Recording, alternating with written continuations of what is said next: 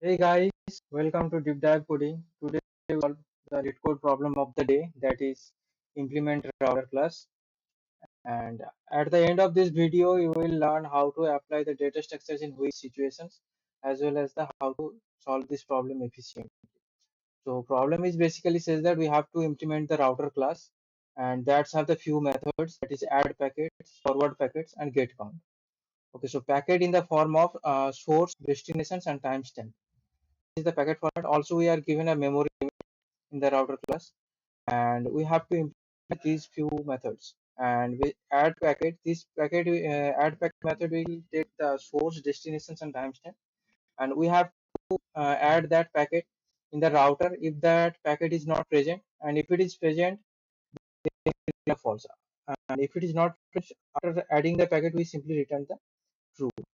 And in this forward packet, it will act as an FIFO order, and we remove the oldest packet from the router, and we have to return that packet details. And at the last method, that is get count will count all the packets for the given destinations, and timestamp will be start time and end time inclusively. Now if you think this first method, that is add packet, what are the important things we are looking for? That we have to check that it is duplicate packet or not. That we have to check first, that it check duplicate efficiently. And to check this efficiently, we can use something. We can create an ID. That is, first step is will be, let's create an ID, define ID. ID will something like that will source underscore destination and underscore timestamp. This will be the ID, and we can take that on like hash set, that will simply store if it is present in the router, and we can check that efficiently whether it is present or not. And if it is removed from the router, that using forward packet, we can remove that thing. So you hash set for checking duplicate. And another important thing for the second one, that is forward packet. What we can do, that it remove the packet in the FIFO order. So to do that, we can use a queue data structure. Uh, queue data structure that will work as FIFO order, that is fast in fast. So when packet comes, we insert that in queue, and when we forward packet, we simply remove from the front of that queue, and it will do this thing. And also after forward, we have to remove that packet as well. So remove packet after forwarding. And at the last one, that is get count. This function, this method is a bit tricky, that we can check what it does basically. So we have to locate the destination. What are the packets that have the given destinations? That locate destination packet efficiently. And second thing is, we have to check that whether for a given time, that is start time and end time, how many packets belongs to that interval. So we can use something like binary search, so that we can efficiently count that thing, binary search. And apart from that, nothing is required. So these are the things. So to locate the destinations packet efficiently, we can use something like hash. That will be a structure of it, take the uh, destination as first element, and second one is we decide later. Okay. And over here it's given that one important thing, that note in the note is given that queries of add packet will be made in increasing order of timestamp. This is the important statement. I will tell you why. Like over here, whatever is coming, whatever we appending that timestamp, that will be in the sorted order. We are over here, we are only insert the timestamp, so that in that timestamp we can we can run the binary search and get the answer. So new requirements of the data structure, like uh, requirements requirements of data structures are, first thing is whose the whose element from back,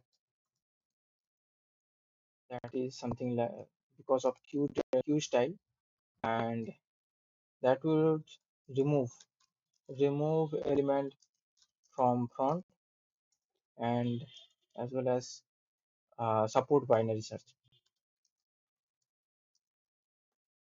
We need these things. So what we feel over here is this data structure. We can simply, I will show you a comparison table that which is most accurately fit. So if you look into this thing, we use the container that which data structure to use and insert back, remove front and binary search, whether it is supported or not. If we use the container as vector over here, that is has my destinations comma vector. If we use vector, what are the things that insert back operations will be done in big O of one time, and remove front is takes the much time, that is big O of n, and binary search is also supported and the big O of log n time. But over here it's more costly of remove front, that is big O of n time. The DQ, if you use the DQ, then it will take insert operation of big O of one amortized, and remove also the takes the big O of one, and binary search is also supported in log n time if it is sorted. And if it is sorted, that means it's always sorted as, because the timestamp will be the increasing order as given in the node. So if you look in the list, that is list, it will insert operation is takes the big O of one, remove also takes the big O of one, but random access operator is not there, so its binary search not be done in this list. And Q, if you use Q, then it inside of big of one, remove big O of one, but it is binary search operations is not supported because it does not have any random access operator. And set and multi-set you can use that, it takes the inside of login time, remove also login time, and it's supported binary search login time always sorted. It can be a choice. And orders unordered set, insert also big of one, remove big of one, but binary search is not supported. So what are the choice we have, that set multiset or use DQ. As set multiset takes the login time of insert and remove front of login time, and also login time for the binary search. But in the DQ, it's take a big of one in amortized and also remove big of one amortized. So we go with the DQ data structure. Reason is simple, that allow operation big of one, pop operation also big of one, and it provides the random access operator that we can use the HTL binary search lower bound and upper bound. Using these binary search lower bound and upper bound, we can efficiently count how many packets are in order. So we can directly jump into the code. Let's define the packet class, and we can take a struct packet that will be of source, destination, and timestamp. And it will take a define a constant that will also take the source, int destination, and in timestamp. Okay, we use that this pointer source equal to source, this arrow with destination equal to destination, and this arrow of timestamp equal to timestamp. Now over here we define one function that we are talking about over here, that is unique, create a unique ID that of the source underscore destination underscore timestamp. So over here it return a string, that is get unique ID, that will return a string that return to use the toString of HTL function, that is toString of source plus underscore plus toString of destination plus underscore plus string of timestamp. Yeah, it will simply do this, like source underscore destination underscore timestamp to locate that packet efficiently. So over here done. And now we jump into the router class. So over here you can see that we simply all those data structures over here we discussed that. First of all, over here has set, then a queue for efficiently done the FIFO order operation, and data structures over here is given that is has map that consists of destinations and DQ. Okay. So over here we need unordered unordered set that takes the string, and we can name as packet entered. That means entered or not. That in if it is entered, then it should be in this set, and take a queue that the take the packet as a element, and you can say that it's queue and unordered ordered unordered map that will take int for the destinations and a queue for each destination. And you can say this name as um, because of unordered map, and simply in the router we just uh, define that memory limit. We should take the memory limit as an int attribute limit. Okay, so over here this limit memory limit.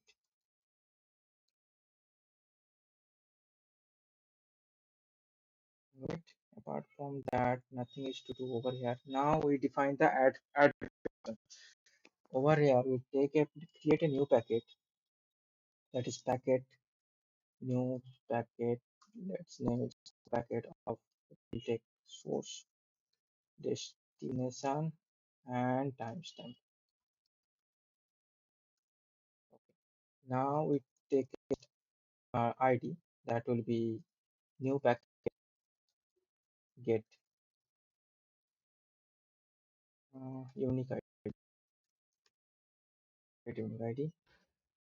After that, we simply check packet each duplicate or not. So if this is found in the packet entered, that means packet entered dot count. We count how many of this ID exist. That will pass the ID. If it is exist, then we simply return false. This packet is duplicate, and else we return true. And after the insertions of the packet, we just simply first entry in the packet. That means it will take insert. After that, unordered map of destinations, we simply insert in destination dot back timestamp. After that, we push in the queue as well, that is new packet, because it's directly take the packet as an element. Yeah, after push we simply check that whether it's exit the limit. Check whether exit exceed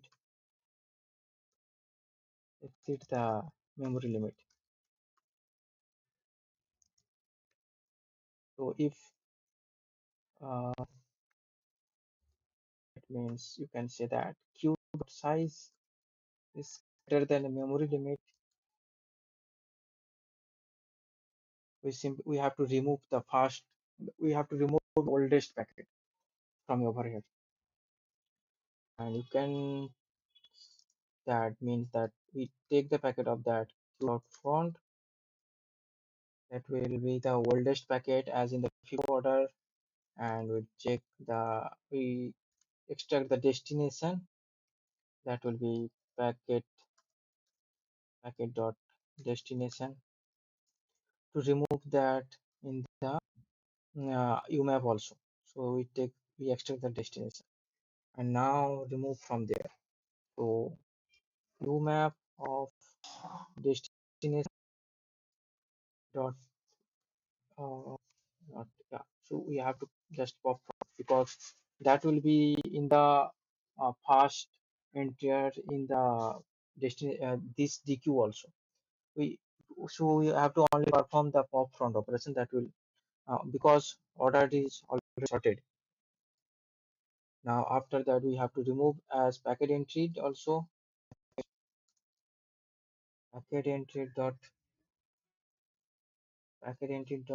erase uh, so erase that will be the packet that will get unique ID. Remove packet entry using the ID and finally q.pop. Okay. So at last we have to return true because we already entered that packet in our router. Okay. So now let's go to build the forward packet function. That will be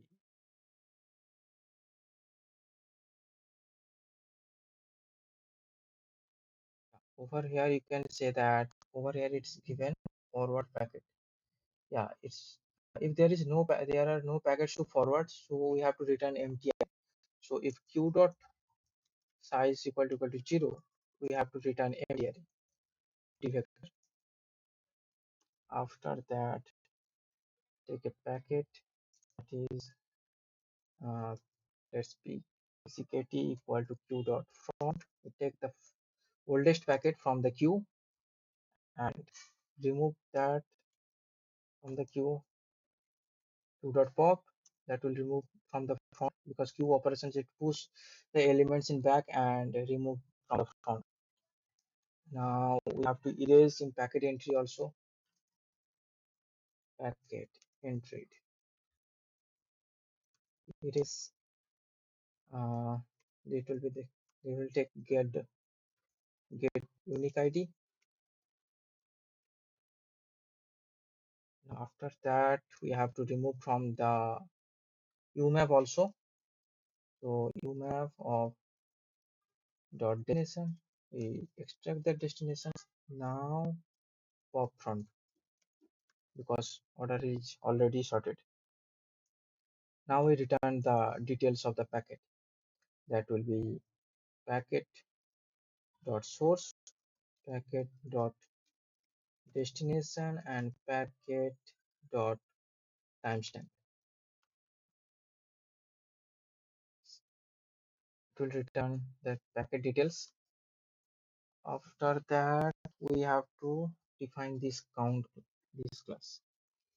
Okay, over here we are using the lower bound and upper bound function. So it's take the first. Let's name as start index.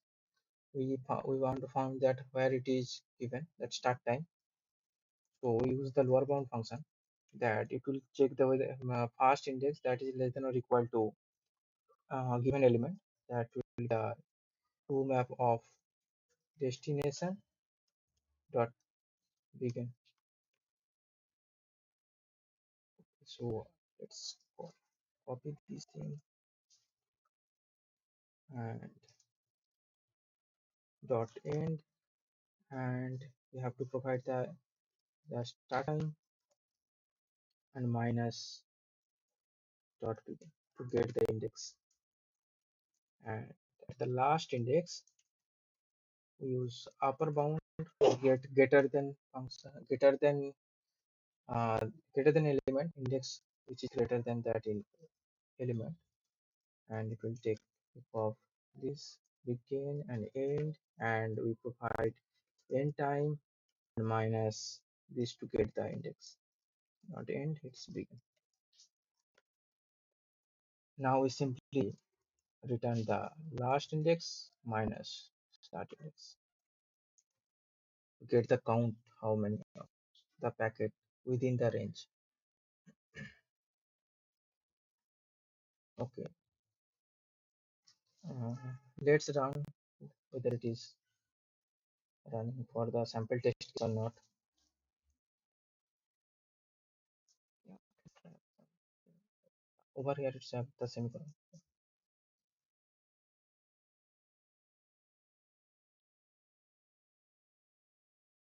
Yeah, it's accepted for the it's run for the sample test case. Now let's discuss the time complexity of it.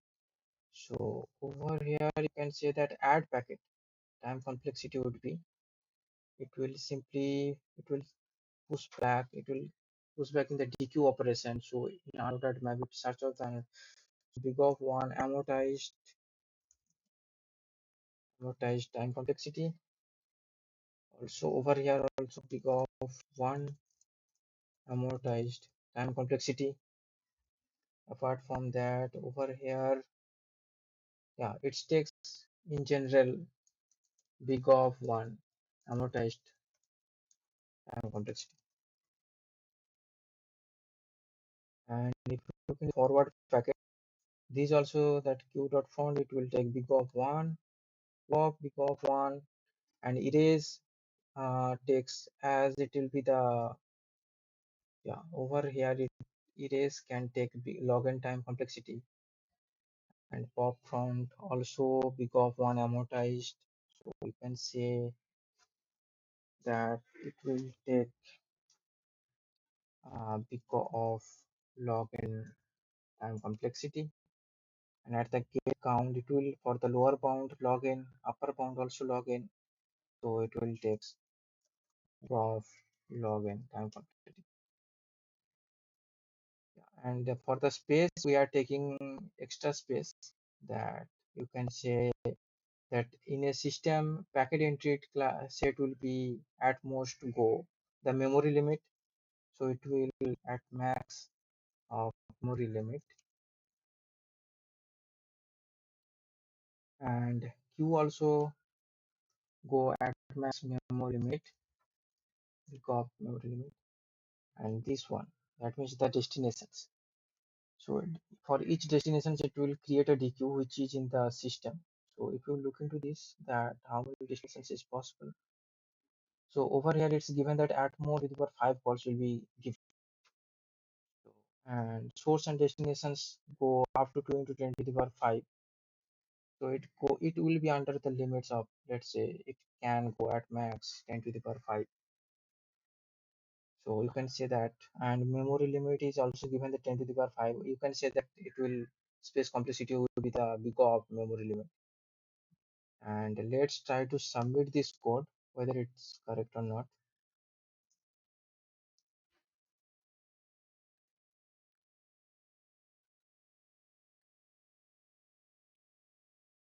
Yeah, it's accepted. Thank you guys. Thank you for watching. Stay tuned for more.